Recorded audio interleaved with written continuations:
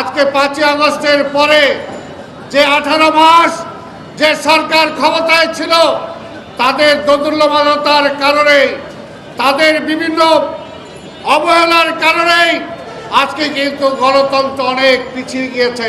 আজকে তারেক রহমানের উপরে জনগণ আস্থা রেখে তাকে সরকারে পাঠিয়েছেন, সরকারটা পরিচালনা করতে দেন না। দেখেন কি করে জুলাইকে কোথায় নিয়ে যায় সরকার। দেখেন আপনি এইখানে মনুমেন্টের কথা বলেছেন, আমি আপনাদের কাছে বলতে চাই আমাদের সচিবালয়ের সামনে যে উদ্যান আছে ওসমানী উদ্যান, সেই ওসমানী উদ্যানে আর কিছুদিনের মধ্যেই আমাদের প্রধানমন্ত্রী জুলাই স্মৃতিস্তম্ভ উনি সেখানে উদ্বোধন করবেন। আজকে আমাদের অর্থনীতি হুমকির সম্মুখীন, তারপরেও সাহসী একজন নাবিক হিসাবে তারেক রহমান কখনো কিন্তু হতাশা প্রকাশ করেন নাই। তিনি সাহসের সাথে আজকে বাংলাদেশের অর্থনীতিকে রিবিল্ড করার চেষ্টা করছেন। সাধারণ মানুষের দ্বারগোড়ায় আজকে তিনি সাহায্যের হাত তুলে পৌঁছেছেন। কাজে তারেক রহমানকে সাহায্য করেন, সহযোগিতা করেন। 5 বছরের জন্য জনগণ ভোট দিয়েছে। দেখেন 5 বছর তারেক রহমান যদি কিছু না করতে পারে আবার জনগণই তাকে পাল্টে দেবে।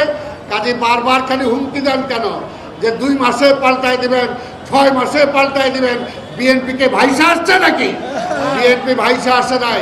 ধমক দিয়েন না, ধমক দিয়ে বিএনপিকে তার সত্য অবিচল যে পথ, সেই পথ থেকে কেউ রোধ করতে পারবে না। শহীদ রাষ্ট্রপতি জিয়া রহমান যে পথ বেছে নিয়েছিলেন, নিজে শহীদ হয়েছেন, কিন্তু সেই পথ থেকে সরে দাঁড়ান নাই। আমাদের নেত্রী বেগম খালেদা জিয়া নিজের জীবন বিপন্ন করেছেন, তারপরও গণতন্ত্রের ঝান্ডা তিনি সমুন্নত রেখেছেন। তাই বলতে চাই এই দুজনের সুযোগ্য সন্তান আন্দোলনের মধ্যে দিয়ে গড়ে ওঠা আজকের প্রধানমন্ত্রী, আজকের বিএনপির চেয়ারম্যান, তিনি গণতন্ত্রকে সমুন্নত রেখেই গণতন্ত্রকে প্রতিষ্ঠা করবেন এবং জুলাই যোদ্ধা যারা আজকে শহীদ হয়েছেন তাদের স্মৃতিকে ধারণ করবেন। তারা যেটা চেয়েছেন গণতন্ত্র, একমাত্র গণতন্ত্রই পারে সেটাকে বাস্তবায়িত করতে।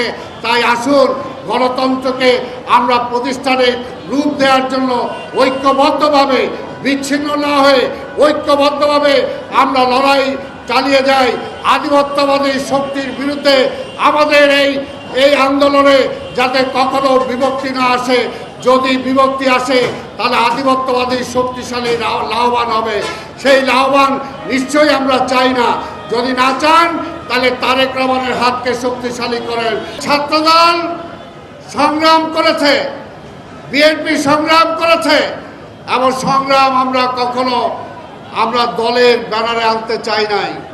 দলের ব্যানারে আনতে তারেক রহমান চান নাই। সেই কারণেই আজকের এই 24-এর এই আন্দোলন যাত্রাবাড়িকে যেভাবে তুলে ধরেছেন, আমরা কি কেউ পারবো সেটার বিপক্ষে কোনো কথা বলতে? কেউ বলতে পারবো না। এটাই হলো ইতিহাস। কাজে সেখানে জুলাই যুদ্ধে যারা শহীদ হয়েছেন সবার নাম সেখানে খচিত থাকবে। এটাই হলো তারেক রহমান। আজকে এইখানে আপনারা বলেছেন আপনারা এইখানে একটা স্মৃতিস্তম্ভ করতে চান। আমিও বলবো আজকে সভাপতি সহ এই আন্দোলনে এখানে এই মঞ্চে যারা দায়িত্বে আছেন তাদেরকে বলবো আপনারা আসেন, রাকিবের সাথে আলোচনা করেন, নবীউল্লাহ নবীর সাথে আলোচনা করে আমার কাছে আসেন। আমি আজকে ঘোষণা দিয়ে গেলাম সিটি কর্পোরেশনের পক্ষ থেকে এইখানেও আমরা স্তম্ভ করে দেবো ইনশাল্লাহ। কাজেই বিএনপি কখনো পিছে হাঁটে নাই। বিএনপি আন্দোলনের মধ্য দিয়ে জন্ম হয়েছে। গণতন্ত্রকে রক্ষা করার জন্যই বিএনপির পয়দা হয়েছে। আপনারা যারা আজকে এসেছেন একটু ধৈর্য ধরেন। আপনাদের অনেকের ভুলের কারণেই আজকে 2 বছর আমরা নষ্ট করে ফেলেছি। আগামীতে যাতে আর একটা দিনও নষ্ট না হয় সেদিকে খেয়াল করেন। বাংলাদেশ অর্থনীতি আজকে শেষ। আজকে মধ্যপ্রাচ্যের যুদ্ধের কারণে